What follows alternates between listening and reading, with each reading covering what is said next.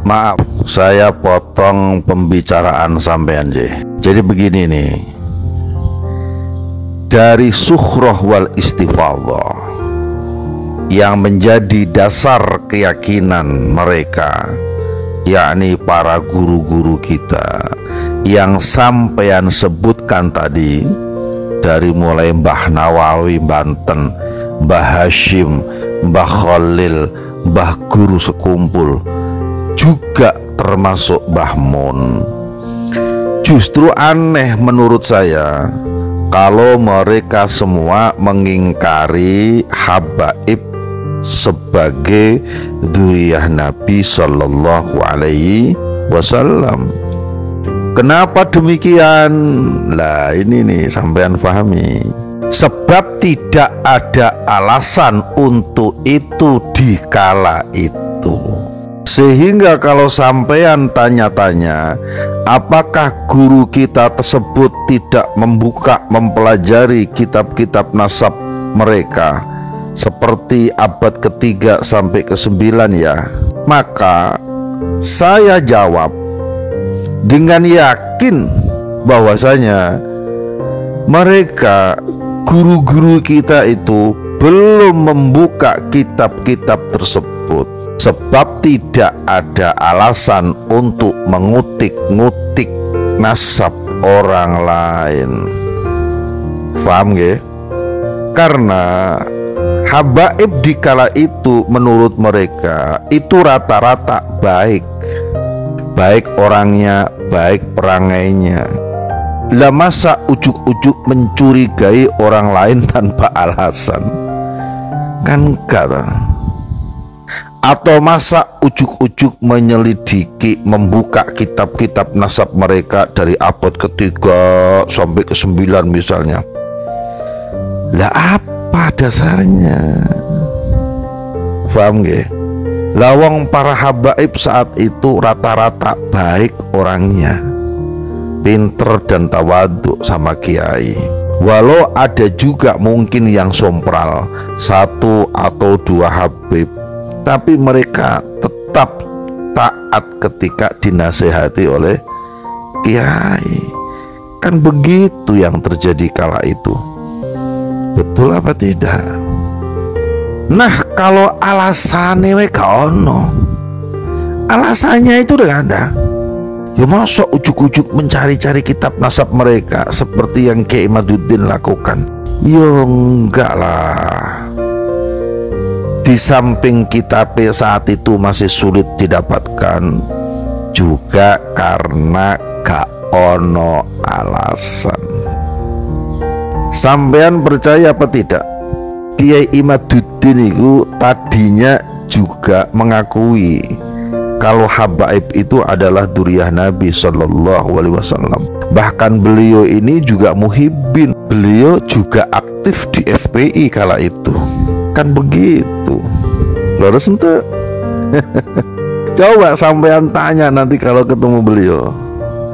Nah, mestinya nyon sewu, mestinya sampean selidiki kenapa sekelas muhibbin seperti Kiai Imad bisa tiba-tiba kontrak terhadap nasab mereka. Karena apa alasannya? Dan ini mah kalau alasan sakit hati, alasan dohir mah tidak mungkin. Sebab ternyata yang masuk ke ranah itu bukan hanya beliau, kawan-kawan yang lain juga banyak yang masuk, ingin mempelajari, ingin melihat sejauh mana sih nasab mereka nyambung kepada Kanjeng Rasulullah Muhammad Sallallahu Alaihi Wasallam. Paham boten niki? Paham ya? Nah, saudaraku sekalian, nyun sewu nggih.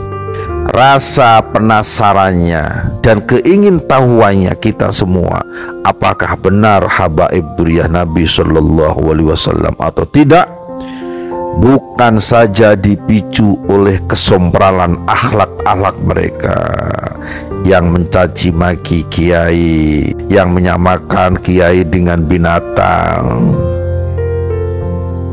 ceramah-ceramahnya yang provokatif, sik ngawur, wis dawir, Bahkan ada juga yang memalsukan hadis, perzinahan dan lain-lain, yang sebagian dari ajaran-ajaran atas ilmu mereka di majelis-majelisnya itu bertolak belakang dari ilmu yang kami dapatkan dari guru-guru kami.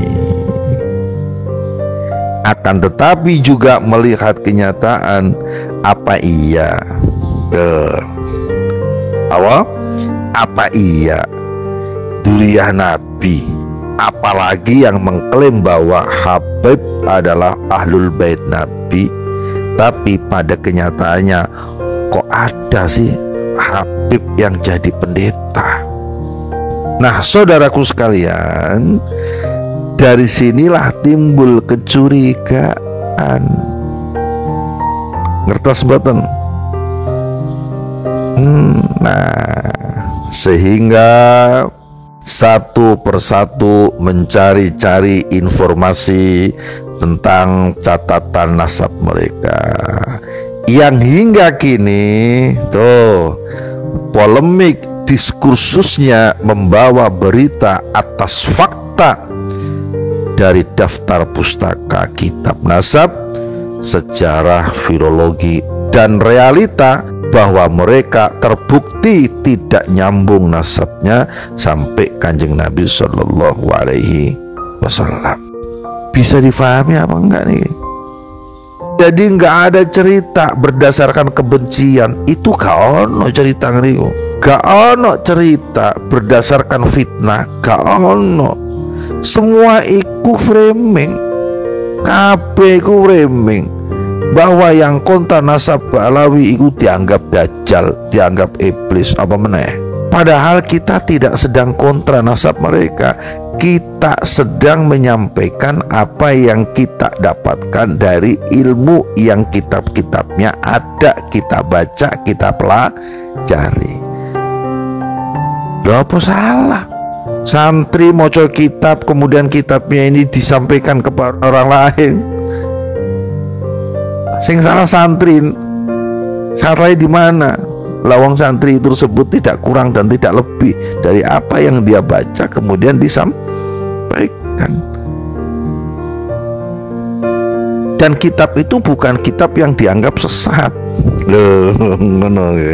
Nah, saudaraku sekalian, padahal mestinya atas dasar kajian ilmu pustaka dari kitab-kitab nasab yang sudah kita pelajari, harusnya orang-orang yang merasa dirinya alim atau dianggap alim oleh orang-orang dekatnya atau komunitasnya ikut serta menelusuri kitab-kitab yang berkaitan dengan nasab mereka, manuskrip tentang silsilah mereka.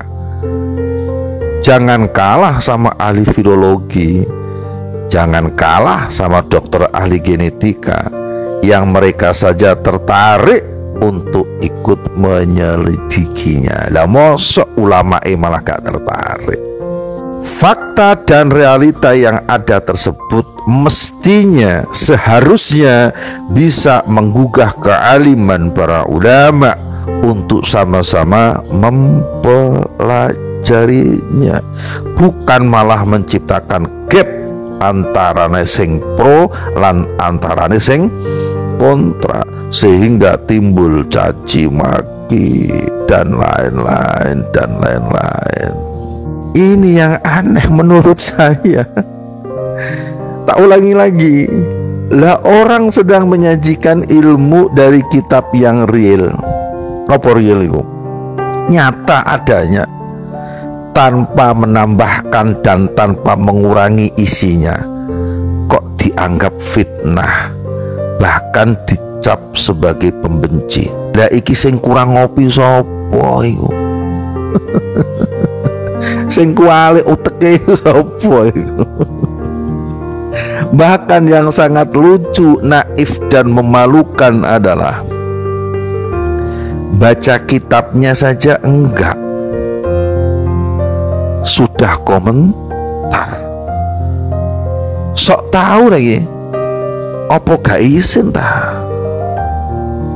ono kiai model ngene.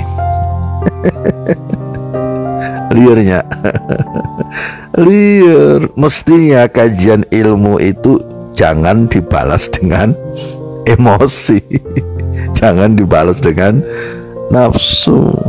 Ya wah. Nah, apalagi polemik ini sudah meluas kepada pemalsuan sejarah perjuangan kemerdekaan bangsa dipalsukan, dibelokkan. Apa sampean gak mikir tah ngaku cinta NKRI tapi sejarah perjuangan bangsanya dibelokkan? Kok diam saja? Bahkan yang sangat memalukan dan memilukan menurut saya adalah ngaku NO, hidup di tubuh NO, sebagai pengurus NO, bahkan maaf nggih, bisa jadi pun sudah banyak diuntungkan oleh NO, tapi NO sejarahnya dibelokkan. Kok diam wae? Kok mendel mawon? Kok cicing wae? Gak wedi kualah tah sampeyan terhadap para masyayikh muassis NU. Atine lan perasaane iku ning ndi wong model ngene iki? Nggih, betul boten? Belum lagi makam-makam yang dipalsukan. Nah, sekarang saya mau nanya sama sampean ya. Membelokkan sejarah, memalsukan makam, iki menurut sampean dilakukan dengan perencanaan apa tidak? Direncanakan, sepakat. Kalau sudah direncanakan, berarti sengaja napa mboten? Sengaja, sepakat. Kalau sengaja, menurut sampean punya tujuan apa enggak? Punya. Nah, ini yang bahaya. Ini yang harus diwaspadai. Nah, saudaraku semua, nyun sewu, apa ini semua tidak cukup menyadarkan bagi kalian, wahai para orang yang mengaku cinta NKRI atau orang yang dianggap alim oleh sebagian orang, untuk sama-sama membaca, membuka dan memahami bukti-bukti dari kitab sejarah, kitab nasab, manuskrip dan lain-lain yang ada. Monggo direnungkan dan berpikirlah dengan kedalaman ilmu, jangan dengan kedangkalan nafsu. Sok ngopi heula. Kalem we lah. Ya Allah ya Karim. Saya ini sangat bersyukur kepada Allah Subhanahu wa taala nggih. Alhamdulillah. Hingga kini akhirnya telah banyak yang dibuka oleh Allah cahaya ilmu pada sebagian orang.